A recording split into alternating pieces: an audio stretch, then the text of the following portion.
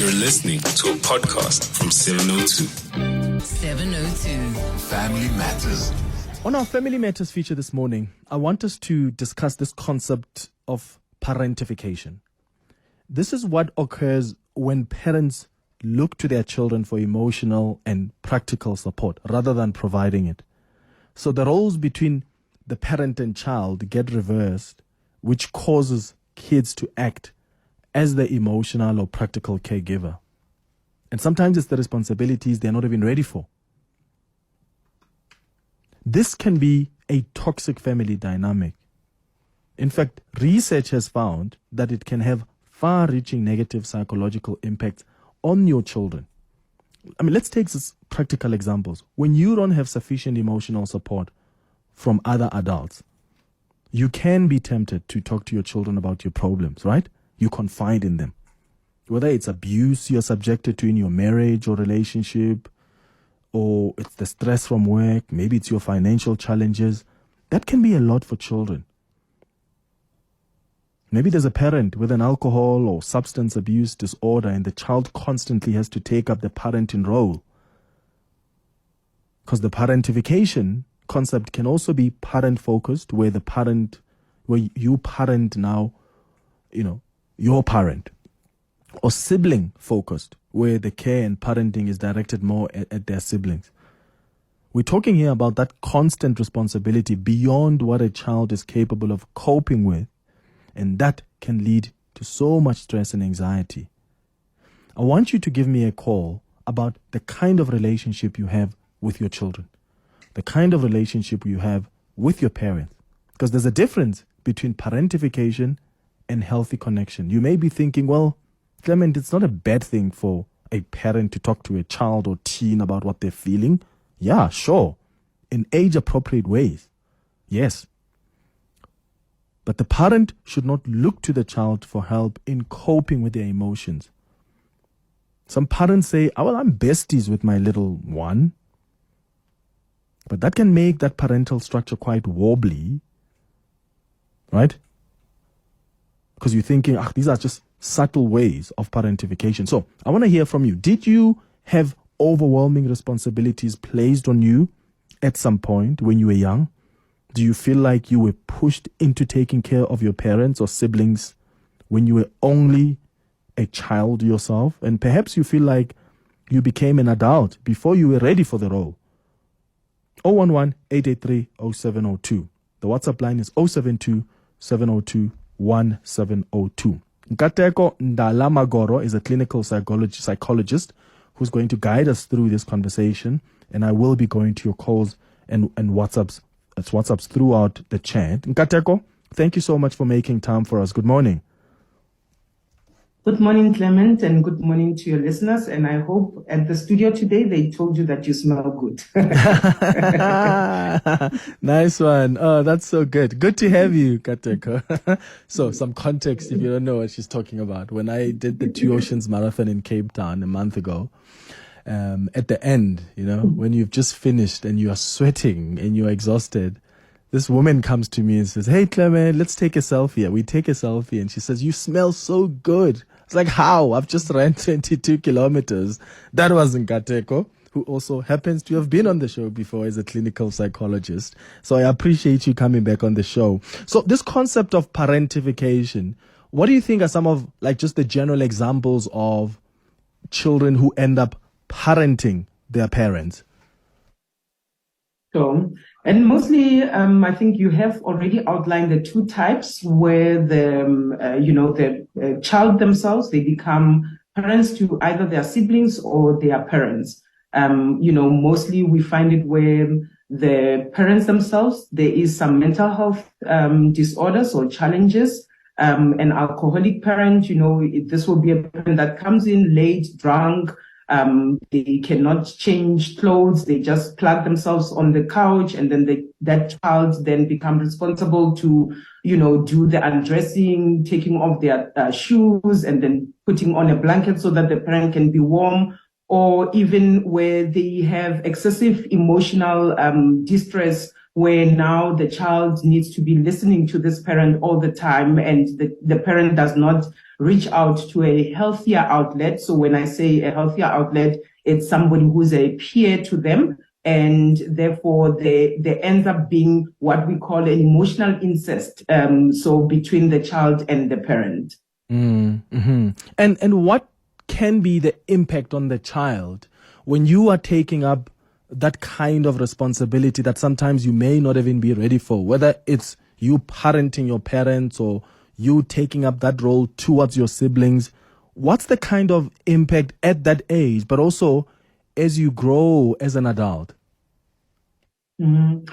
At that age, you often hear people, especially as adults or who comes to our room, saying that my childhood was stolen away. It is a very toxic environment, or it becomes toxic. And maybe to even mention that some cultures, they normalize this role to say, things like makura angwana ke horongwa. My last born sister used to hate that because she says that's why I'm getting fed, because you are always sending me, or things like children need to work and they cannot be lazing around. But we are talking here about appropriate developmental stone kind of chores. So the practical one, which is maybe the functional, or even the emotional one, where the child can be able to be in the psychological mind to be able to take that in. So firstly, it becomes toxic, and you have blurred boundaries. And these are people in their adulthood, when they grow up, they are unable to establish good and healthy boundaries. They struggle a lot with boundaries, things like being able to say no. They feel like they have to be permissive all the time. They've got to please others all the time because their no was not regarded. And also the family dynamics as well in that. So now who is the child in this relationship? You find adults saying, oh, when I'm expected to be a child, I'm treated as a child. But when I'm supposed to be a child, then I'm treated as an adult. So this blurred lines, which then makes the family dynamics to not really make sense. And then the adult takes that to their own families when they grow up as an adult. Yeah, sure. I'm just thinking about probably some parents who are listening to us now, and they say, well, Nkateko and Clement, I hear what you're saying, but I don't have anyone to talk to. And my son or my daughter is the only confidant I have. So I'm dealing with this abuse. I'm not able to share this with friends. Or maybe I'm dealing with this financial pressure. I'm not able to talk to anybody else about it. So my child becomes that only option available for me. What do you say to a parent like that? Or one who says, well, I'm best friends with my son or my daughter, so we talk about everything. They tell me when they are going through breakups and their issues, and I tell them too when I've got issues, with their father or their mom, or issues at work. Because that can also be a very fine line between how do you become a parent and yes, have a close relationship with your son or daughter, but you guys are not besties where you can share even details that are unnecessary, that can just put so much strain and emotional strain on that child. Yeah, I will say two things. It's unfair, and it's also not a good perception to also have as a parent. Firstly, you're talking about the parent being a bestie to their child. There's a difference being open to your child, and there's a difference being a best friend. You are not your child's friend. You are your child's parent. And those roles need to be clearly defined. The fact that you are listening to your child and you are open to them, and you acknowledge their presence, it does not necessarily make you their friend, because now this child is going to struggle when they become an adult later on to make their own friends, because now they cannot differentiate, or they even feel guilty, doing trips with their friends, because now mommy is best friend or daddy is best friend. Now I'm doing this Zanzibar trip with my friends. I feel guilty that I'm not taking mom out with me because she is my bestie and we do everything together. So you're already planting guilt feelings, and that can also grow into manipulation later on, where, you know, when this child is calling you, they are 23, 27, 32, and they're going out with their friends, and you are like, oh, you left me behind. You know, so, and that is not appropriate. And as I'm saying, that is also not fair. You're also speaking about the whole concept of, this is the only place where I can share my thoughts, I can share my emotions. The child is immediately available. No, that is not the right person to be sharing all of that. Yes, you can be open with them in terms of, you can see the situation at home. We are not balancing well, but I am seeking professional help to deal with how to manage my finances, or I'm seeking professional help with dealing with my depression or the divorce that I'm going through, or the pain in my own childhood. You know, and especially when, and I know this is gonna, you know, hit it's just gonna eat certain people, but where there's immaturity of parents, we find that the children are parentified. So where you find that the parents themselves are children, and not necessarily in age,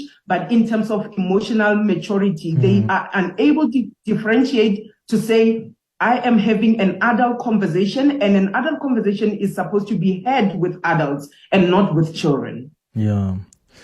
Yo, 011-883-0702. We're talking about this concept of parentification, where children take up the role of parenting their parents or parenting their siblings. Sometimes responsibilities they're not even ready for whatever reason. Maybe there is someone with a disability at home.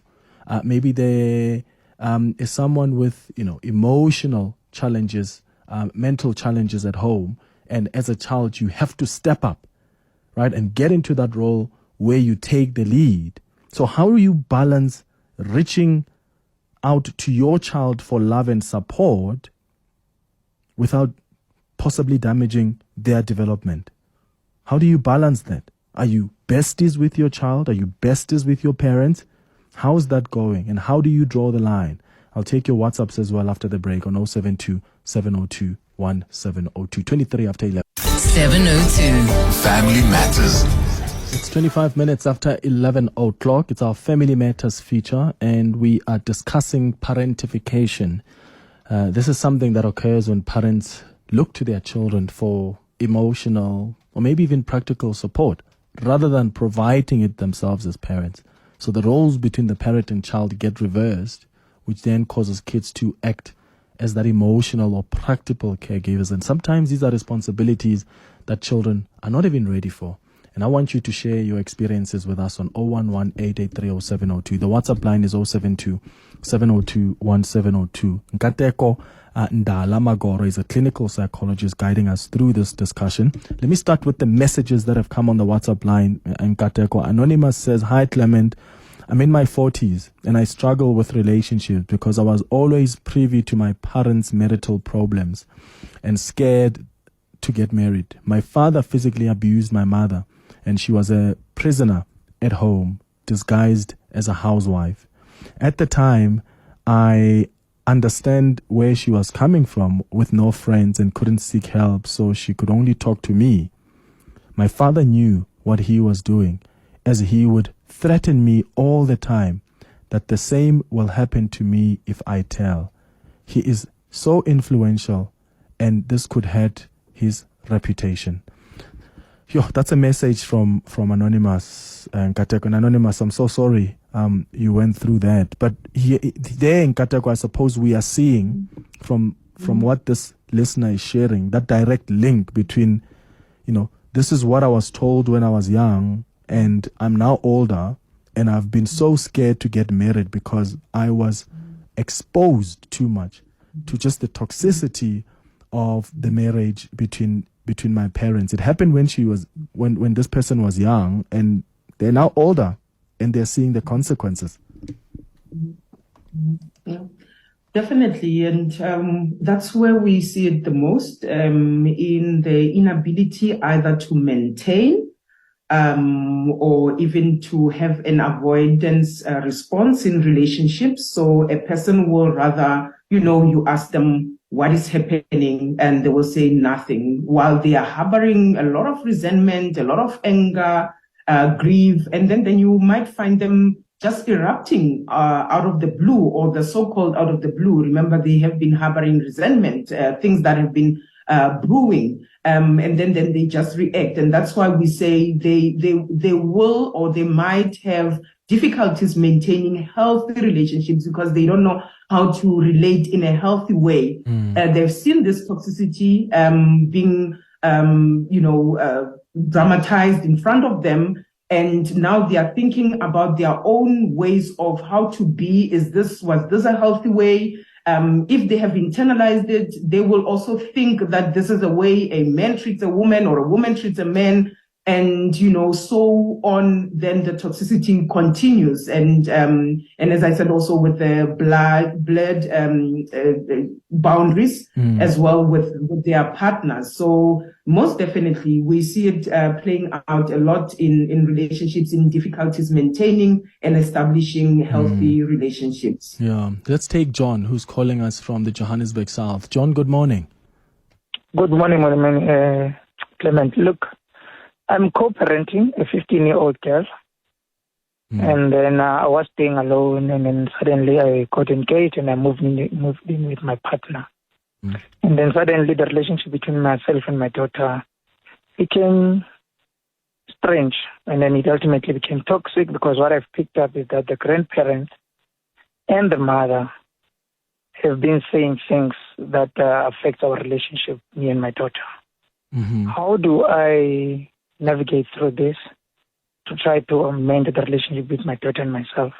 Because the thing that she says, she literally will look me in the eye and say things that are very disrespectful and that are sort of against the partner that I stay with. And the partner is so nice to her, and it kills me. It kills me. How do I manage this? So just to clarify, John, are you saying that you think that your daughter has been told things by her mother and the grandmother that are now affecting your relationship? So you feel they've shared too much with him, and maybe even lied, but they've shared too much with her that's now affecting your relationship? Correct. Yeah. Correct. Okay. All right. And then is she staying with you guys? No, she doesn't stay with both of us. She stays with the granny in Rodeport. We stay in the south, not far from each other. But her mother is staying with somebody. Okay. All right. All right, John, thank you for raising it. I'll get Nkateko after the latest in Eyewitness News headlines to respond to that. John co-parenting a 15-year-old, and he feels that the 15-year-old's mother and the grandmother have probably emotionally parentified her. They've shared just too much information with her about him that it's now affected their relationship. 702. Family Matters. It's 25 minutes before 12 o'clock on our Family Matters feature this morning, taking your calls on this concept of parentification, where your children take up these emotional and practical responsibilities, some of which they're not even ready for, and that can affect them at that younger age or as they grow older as adults. So, Nkateko, we got a call a little earlier before the headlines. If you can respond to that, please. This father says, I'm co-parenting this 15-year-old, and I think the mother of the child and the grandmother of the child are sharing too much with her to a point that it's now affecting his relationship with his daughter. And obviously, depending on the anonymous, mentioning of, I'm thinking this is what is happening versus facts.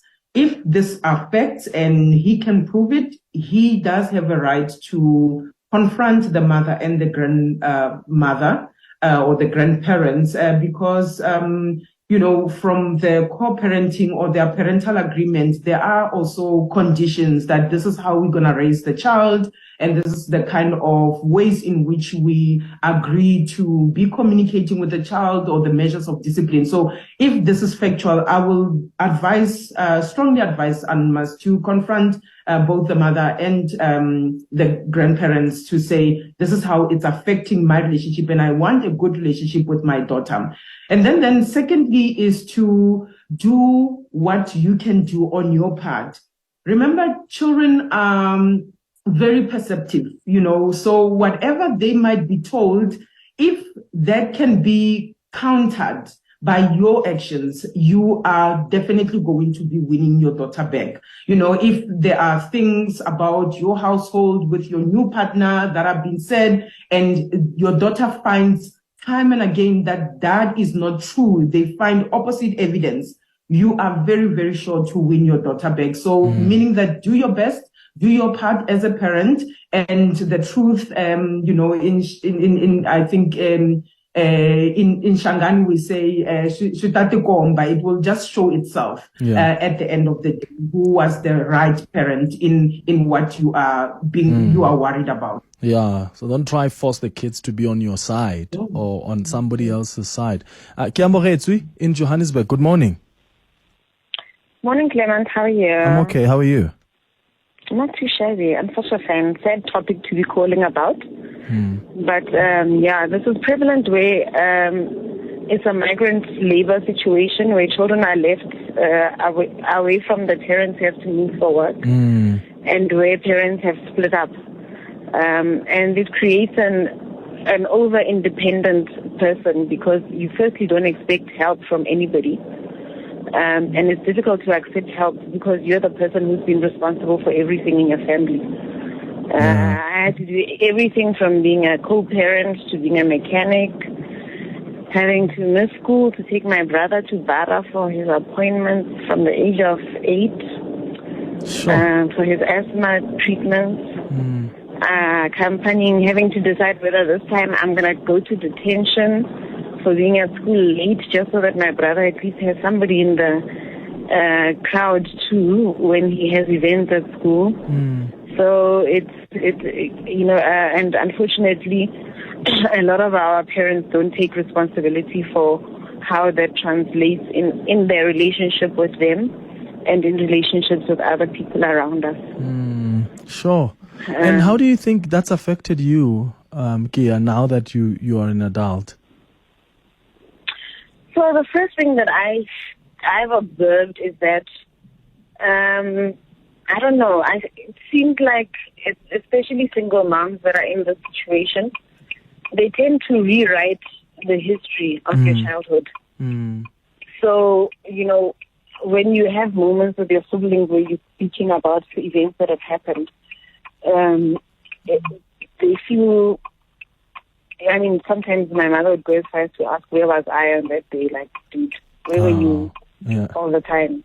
So, and secondly, because parents have missed periods of their children's development, when you're older and you have a different worldview on certain issues, it becomes, for your parents, they see it as a parental failure of sorts, that you view the world different to how they view it. So it becomes a problem in that it creates conflict when you're discussing topical issues. The other thing that happens with a lot of people in my situation is that those people are not keen to have children. So a lot of people who are not interested in having children at all are people who had inappropriate relationships with parents, and also had to be parenting their siblings. Sure, yeah. No, Kia, thank you, man. Yeah. Thank you for calling about that. I appreciate you sharing that with us. That's Kia Mokhetsu in Joburg. We've got a message from Anonymous here who says, "Hi, Clement. Thank you for this lovely topic. I would like to remain anonymous. I have experienced, and I'm experiencing even now, the toxicity of a parent or parents who have burdened their child with their issues. In this instance, it is the mother to their son. She has twisted this child's mind, treats her as a husband after her divorce to his father. She travels and goes on picnics, lunches, dinners with her adult son. His marriage has broken down due to her interference. So that's the son's marriage, I'm imagining. That's broken down due to the mother's interference. The issue of poisoning and telling the child, you are the only family I have, it's a mess. She has managed to manipulate this way above this young man who now has a difficult, who now has a child with a soon-to-be ex and depends on a court order to see his child, and lacks the ability to show love and empathy to his child and soon-to-be ex-wife. He supports her both financially and emotionally and was never able to stand and support his wife and child. He is such an angry and confused soul. How can this toxic mother-son relationship be remedied? That's a message from Anonymous. Sounds like someone who's very close to this situation, Nkateko. So is there even a way for you to be able to see that, hi man, this relationship between me and my mom, or me and my dad, or even me and my son or my daughter is not normal? Because this listener says this son even goes to lunches with the mom, and the mom always says, you are the only family I have, because she's divorced herself and this is the only child. And I imagine sometimes parents can do that, where they make you feel bad as a child, so that, you know, if you say no to them, you're thinking, my goodness, who is mommy or daddy going to be with if I'm saying no to them? So now you're feeling guilty. They make you feel guilty. How do you navigate that? Sure.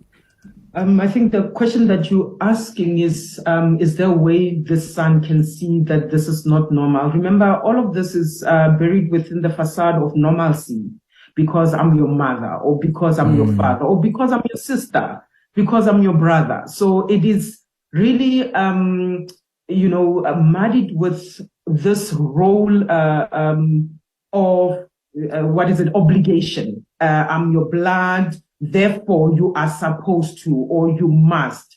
And until the person is able to individuate, or a process of individuation, until that person is able to do that, they will still see themselves as part of, or as one with. It's almost like there has not been development from infancy, when a boy was same as mommy, during the breastfeeding, mommy's me, I'm mommy. And there has never been that process of individuation, which I think it's very sad. And until that person goes through a process of being able to individuate, they will still be manipulated. They will still have feelings of guilt. They will still be emotionally abused and financially abused, until such a time that this is highlighted and this is pointed out. Most probably, even in their relationship with their soon-to-be ex, it has been a case of, oh, you don't want me to help my mom. If you're complaining too much, or are you comparing yourself from my mom? Are you making me choose between me and you and my mom? And that's when a person does not have a perception that these are two different relationships and we need to treat them differently. By the way, I had a client, a while back, and I said to them, who is your wife? This person was married, about to go for a divorce, and they had a mom, similar situation. And I said to them, I asked them, who is your wife? And they realized, actually, mom is my wife. And that's why wife has been complaining so much, but they did not see it until they came to therapy, and which we were able to unpack in that way. I want to go back quickly to Kiamohetso's story as well, which is something that we are talking about. And she pointed out a concept that we call hyper-independence, where, the person feels like they can do bad all by themselves and they don't need any help. They don't need anyone.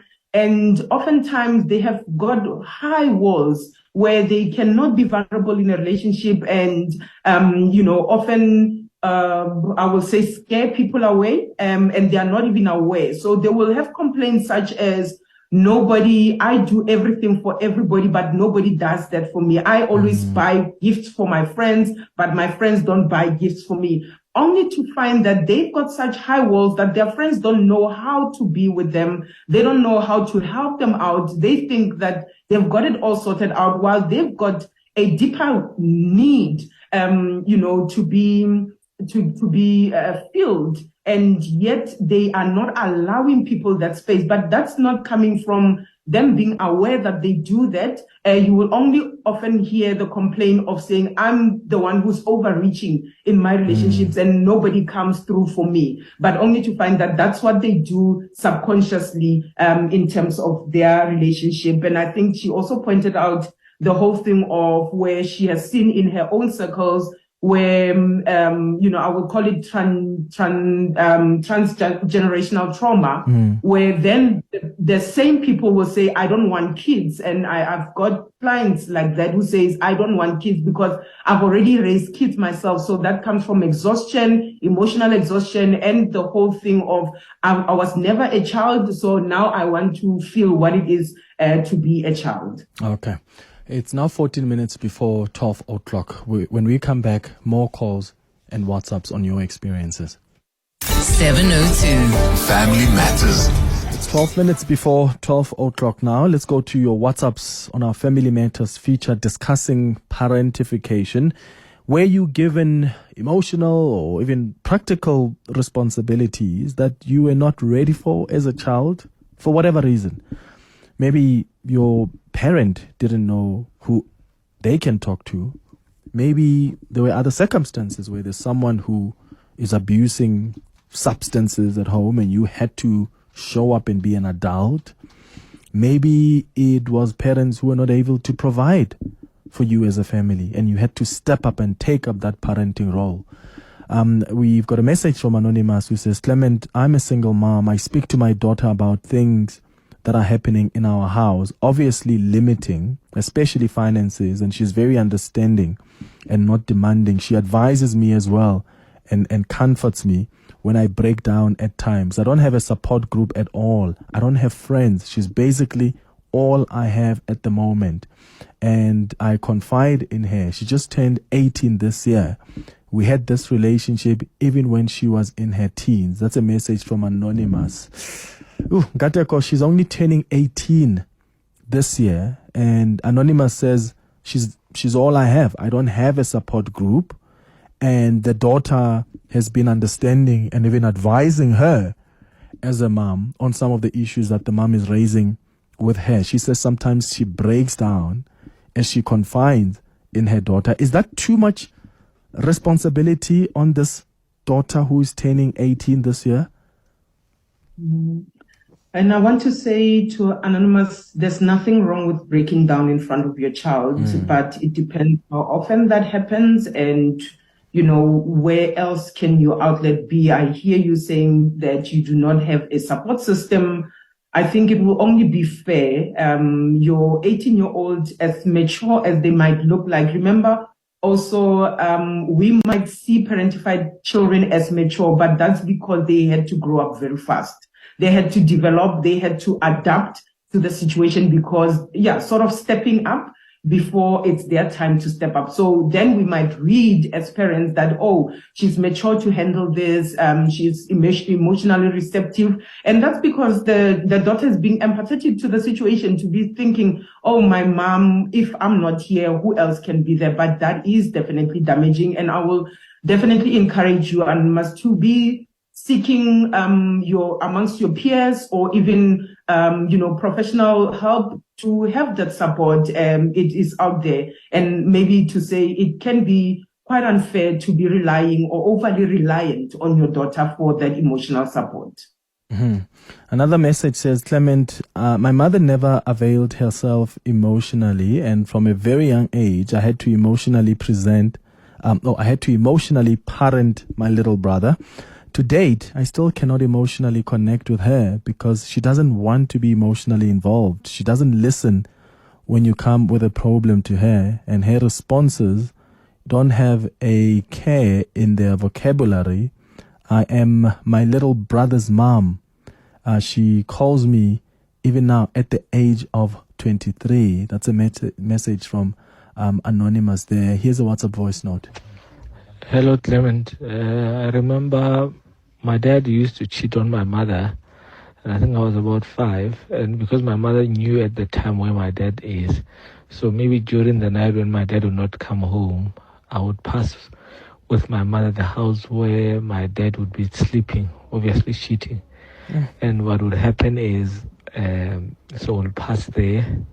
There's a specific jacket of my mom that I remember very well. It was red, where she would wait because it was cold, and we'll go past there to see if my father's car is there or not. And always when we'd pass there, the car will see it. Another one that I saw very well was when my mother went and fought that lady. And my mom sent us to go look for her necklace. And when we were looking for a necklace, the battlefield where they were fighting, it was just sad. It was just sad. Sure. I mean, that is... how traumatic can that be, Nkateko? And when you are being, parents are telling you, let's go look for your dad who is busy cheating. And as a child, you have to witness your mom fighting with another woman for your dad. You have to go house to house to check where your dad may be with whoever he's cheating with. How traumatizing can that be for a little one? Yeah, and that's why we call parentification a trauma. It can develop into a post-traumatic stress disorder, or what we call complex trauma as well. Imagine witnessing all of this, and these are adults that are supposed to be sorting out and solving their own issue, but they are sorting them out through you, where you don't even have the psychological maturity to make sense of all of this. You don't know if your father's sleeping somewhere, what does it mean? What will have happened in their conversations that you were not even privy to for that situation to happen? You can't say no to your mom to go hunting for your dad in the middle of the night. You can't be whispering to your dad and say, oh, mom knows this and that. So it is very traumatic. And most of the time, the trauma is invisible because we're thinking, oh, the child is coping very well. And therefore, we don't recognize this as being traumatic. So you definitely need to process this, Anonymous, and to be able to heal from this. Sure. Let me just wrap up with this message from Almira, who says, Clement, thank you for the brilliant show on parentification. As the youngest child, I felt responsible for my mother my entire life, and your guest there has clarified so many things I've experienced during my 52 years. Life is an everlasting struggle. Nkateko, on that note, let me thank you for making time for us and guiding us through this important conversation. How can people get a hold of you? They can get hold of us by going to www.pretoriapsychologist.co.za. We are available on all social media, the WhatsApp, the YouTube, all of that. So they can just Google Pretoria Psychologist, and that's where they will find us. Wonderful. And I think we'll bring you back. You mentioned emotional incest, and I think that would help as a conversation on its own. We'll bring you back to talk about that. Thank you for making time. 4 minutes before 12.